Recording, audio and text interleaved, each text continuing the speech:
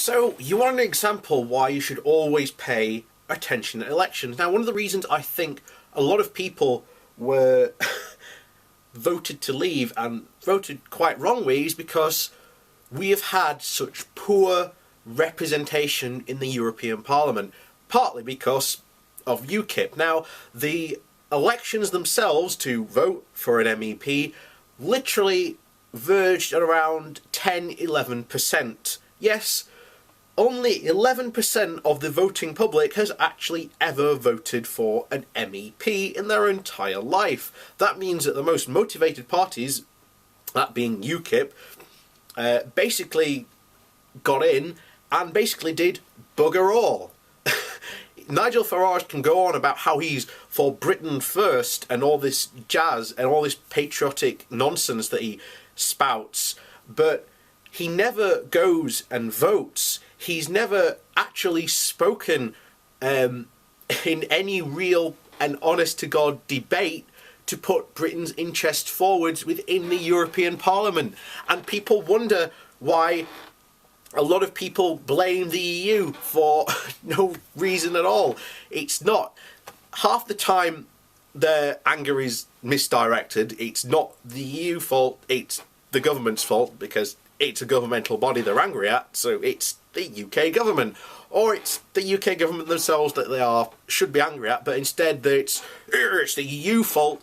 Well, good news, guys. When we leave, you're going to have to find someone new to blame. I'm looking forward to see who you blame for it.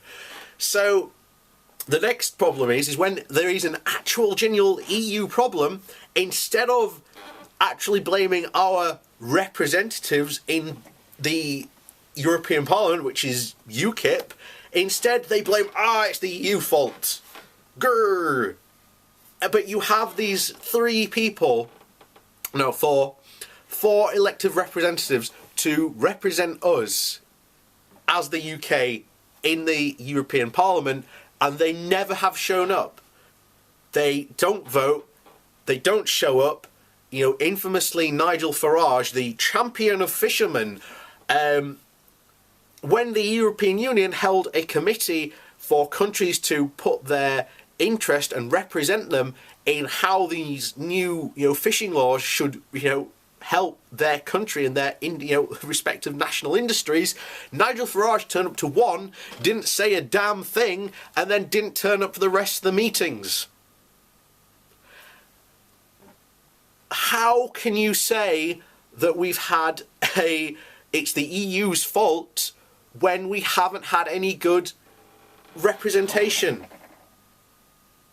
And another example of why you need to pay attention to these elections and elect people who know what the hell they're doing is you had a Polish MEP stand up and say that men are smarter than women because they eat more than women because women eat less, which somehow affects their intelligence.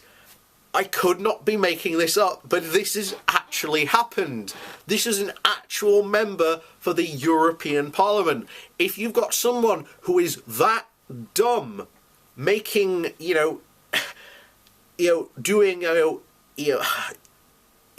rent to be, running the European Union, then that says volumes for the amount of public that voted for him.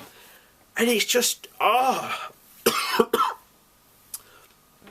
lot of this is generally to do with political apathy. And a lot of people are going to say, it's because people have gotten tired of politics. No, it's because people just didn't care. They stopped caring about politics. Be it government politics or even at an EU level. Even at a local level, people generally don't care. As long as their bins get collected on time, they're fine. And because people haven't cared about who's running for local councillor, who's their local MP standing for, what are his, views, and how is he going to help your, town? They don't care. They don't care about those things. And it does affect democracy. in doing this, and this has caused in the UK, as I've said many times, it's to do with political apathy that has set in from people. And this is what we've ended up with, Brexit. People voted Brexit because they mistakenly thought that, oh, we can stick it to, you know, those governmental elites. But, you know, that's one of the many hundred various reasons spouted off by people. And I've said before, numerous times, that I think what's going to happen, and it will be a very good case for it to happen, was that there should be a UK in Europe party spring up. I think that when we leave, there will be a UK in Europe party spring up for the express purpose of the UK rejoining Europe. And it's got a good backing. 45% at a, you know, at a referendum, that's quite a marginal good result. And if any of the recent polls are to be believed, a lot of people are looking less and less favourably on Brexit. So a party specifically designed to go, we are going to rejoin Europe, all of a sudden, problem solved, people. All we have to do is let it fuck up and then just go, see, we were better back in Europe, let's just, you know, vote these guys in. Oh, we're back in Europe now. And I do generally think that's what's going to happen. Now, for all the people saying, oh, there's going to be these massive things, well, what's Marie Le Pen saying? Oh, we're going to renegotiate. David Cameron didn't negotiate. He just went, we're having a referendum. So what's going to happen is Marie Le Pen is going to, I guarantee, if she gets elected, I don't think she will, but who knows, he's going to make a grandiose thing of going to the EU and, you know, renegotiating things and then not leaving, because the French know that being in Europe is a good plan. They're the ones most responsible for setting up the EU. They know what they're doing.